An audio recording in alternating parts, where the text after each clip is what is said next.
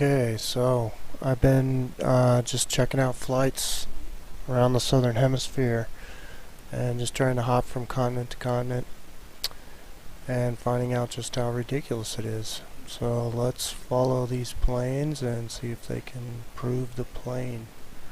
First, I'm starting in Australia and I want to go from Sydney to Santiago, Chile, which Google Maps tells us is 7,000 miles. I've been using Fare Compare. Oops, wrong one. And you can use whatever you like. Just type in your to and from. Brings up all your flights, different carriers, and all your different scenarios here. So actually it looks like a lot of flights, but there's just 6 separate flights. And out of those, there's only one non-stop, there is one stop, and then the rest are all 2s and 3 stops. So we'll check out this one, or non-stop. And it says it is a 7,000 mile flight, 12 hours and 40 minutes from Sydney to Santiago. But I don't think this flight ever takes off.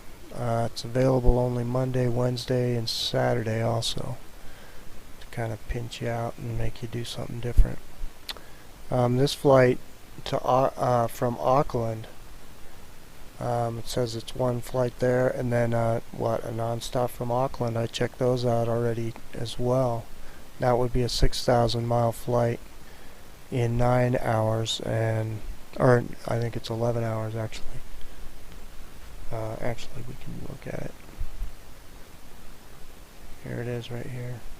Yeah, it's 11 hours 20 minutes for 6,000 miles. But I don't think either one of these two flights are real. They're just kind of there to keep guys like me from figuring this shit out. Okay, so basically you can't do either one of these, which would only be 7,000 miles. Your next option doubles already.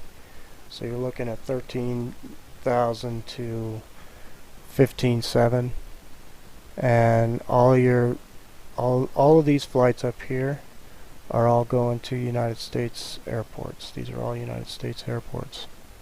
And then this YVR is Vancouver, Canada, and these are all Canadian airports. So basically, if you can't get one of these straight across flights, then your next options are either United States or Canada, which doesn't make any sense at all. And the time, holy cow, it goes from 33 hours to 55 hours. Depending on what you end up with on these. So let's just take a look at the maps. I mapped these out, and look, it just looks ridiculous what you have to try and do. You can't just go straight across. You have to actually get up into the northern hemisphere and then come back down. So that doesn't make any sense. So I mapped it on the flat earth map, and whoa, okay, now it makes sense. This is Sydney, Australia on the flat earth map.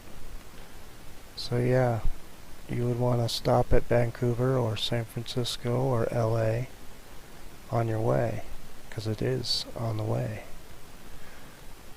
Alright, the next one I checked out, let's see, was Johannesburg, South Africa to Perth, Australia. And I chose Perth just because it's the first city you would get to. It's a straight across shot from Johannesburg, which is right here, to Perth, which is right here. So look at all the flights that came up here, and once again we only have one non-stop, then 2 one-stops from Singapore, and then a bunch from Sydney which are kind of strange. I'll show you that in a sec here. So let's just go to the maps. Alright, these are the routes they want you to take. There's 3 separate airports right in this little area. This is Dubai and Daho and not sure what that one is. This one's Hong Kong, this one's Singapore, and here's Perth right here.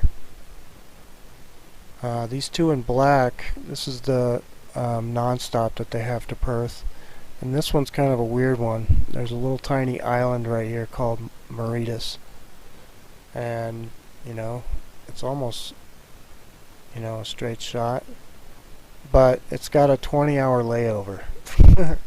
So I don't know how many people would actually opt for that flight. But the reason I put these in black is because I don't think they exist either. And then you got all these flights that go to Sydney, which is here. So what, you're going to fly right over your destination, fly 2,000 extra miles, and then hop around to all these other cities before coming to Perth. So this is kind of a weird one I can't really figure out yet, especially when you look at the map, the flat earth map. All the other routes make sense because yeah, it's on the way. Here's Perth, here's South Africa, all the stops are on the way. This is that Mauritius though, so yeah, I don't know, maybe. These are all the flights to Sydney, so it still looks like a pretty long shot to Sydney. But who knows, maybe this map isn't even correct, who knows, I don't know. Let's see, the last one I mapped was, I wanted to go from Cape Town, South Africa, to Buenos Aires, Argentina, and these are the routes they were giving me. And there wasn't, yeah, I could show you that. They don't even have a non-stop, so you don't even have that option to just go straight across.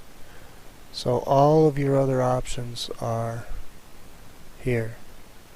You can go to the London, Amsterdam, Istanbul, Dubai again, but you can't go straight across. And then yeah, there's a couple stops near Rio de Janeiro and another one over here, I can't remember exactly, but yeah, strange. And then I mapped it on this map, and you can see that, you know, they aren't, South America is pointing away from the way it looks on the Mercator map, so it's not just a straight across shot like it looks on that map anyways. But yeah, you can see all these flights have to go towards the North Pole first and then down. So there you have it. I encourage you to check it out, because you can use any of these other cities around.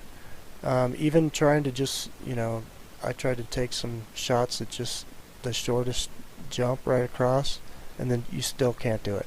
They make you do other things, so you just can't get these straight, easy, you know, you would think would be flights, but they're not. Thanks for tuning in.